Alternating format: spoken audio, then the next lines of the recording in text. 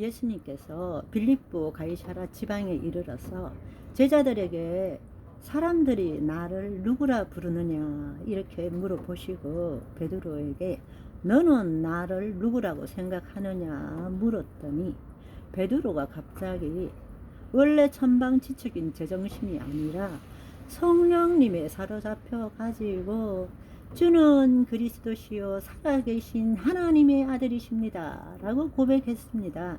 그 대답을 들은 예수님께서 얼마나 기쁘신지 바요나 시모나 내가 복이 있도다 이를 알게 한 것은 혈육이 아니다 배운 것이 아니다 하늘에 계신 너의 아버지가 알려주신 것이라고 말씀하셨습니다.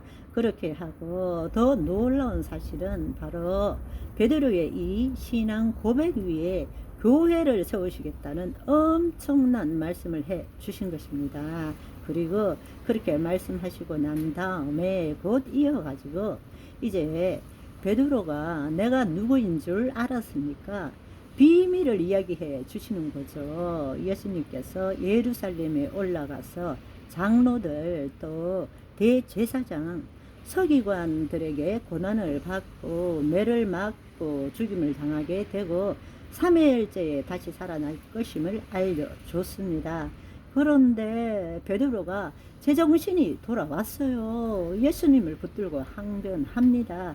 주여 그리 마옵소서 이 일은 결코 당신에게 미치지 못합니다. 이렇게 그냥 예수님 사랑하는 마음에 앞뒤 재보지도 않고 혈기로 이야기했더니 예수님께서 되돌아보시고 베드로에게 사탄아 내 뒤로 물러가라 너는 나를 넘어지게 하는 자로다. 하나님의 일을 생각하지 아니하고 사람의 일을 생각하고 있구나 라고 이렇게 심하게 꾸중을 하셨습니다. 예수님께서는 바로 베드로에게 그 말씀을 하시고 난 다음에 정말로 너 나를 따르고 싶으냐? 너희들이 나를 따르기 위해서는 자기를 부인하고 자기 십자가를 져야만이 나를 따를 수 있는 것이지 그렇게 사람의 생각으로는 내 뜻을 알지도 못하고 나를 따를 수도 없다 라고 말씀하셨습니다. 그러면서 목숨을 구원하고자 하면 잃을 것이요 나를 위해서 목숨을 잃으면 예수님을 위해서 그 목숨을 버리면 오히려 목숨을 얻게 된다 라고 말씀하십니다. 온 천하를 얻고도 자기 목숨을 잃어버리면 무엇이 유익하겠느냐 이렇게 말씀하셨습니다. 그런데 여기에 목숨이라는 것은 푸시케 혼의 의미를 가지고 있습니다. 이 혼이라는 것이 자아의식체이기 때문에 이 혼을 자신의 몸의 종로로 타면서 자신의 생각과 감정을 자신과 동일시시키는 것이 육신의 생각이고 사람의 일이고 그런 거예요. 그러니까 혼을 잃으면 안 된다는 것입니다.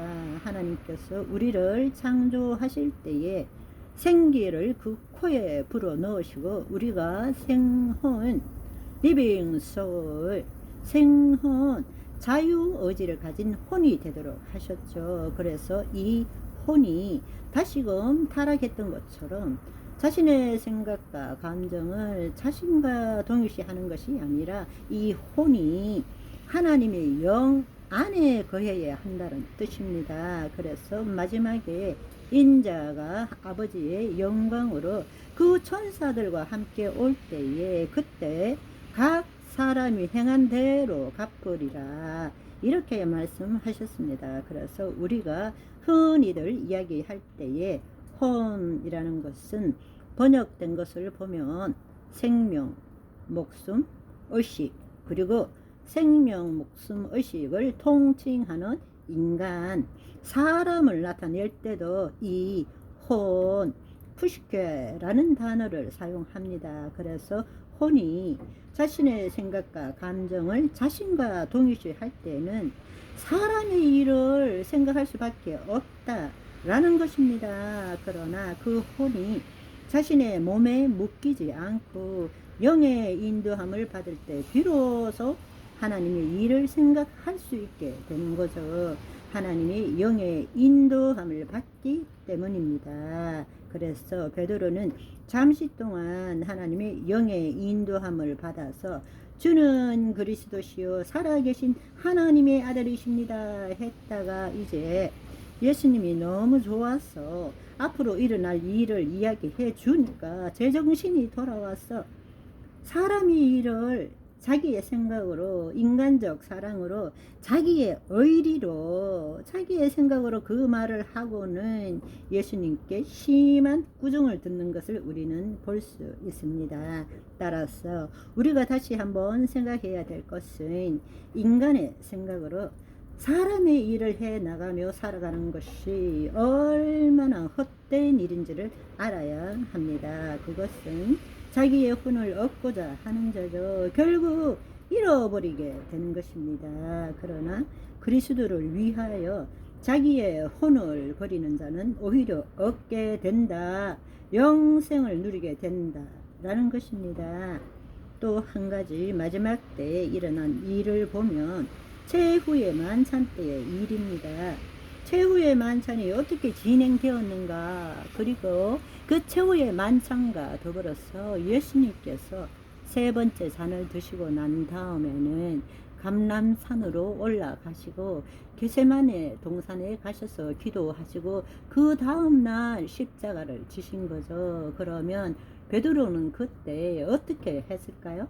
사실 최후의 만찬은 마지막 6월절로서 굉장히 엄숙하게 지내야 될 것 같지만 그냥 사실은 난장판이었어요. 예수님은 정말 이 마지막 만찬, 최후의 만찬이고 이제 내가 곧 십자가에 못 박힐 그 상황임에도 불구하고 제자들은 천지분간이 지금 안 되는 거예요. 그러면 최후의 만찬 때 도대체 무슨 일이 일어났는가 궁금하실 텐데 다음 시간으로 바이바이.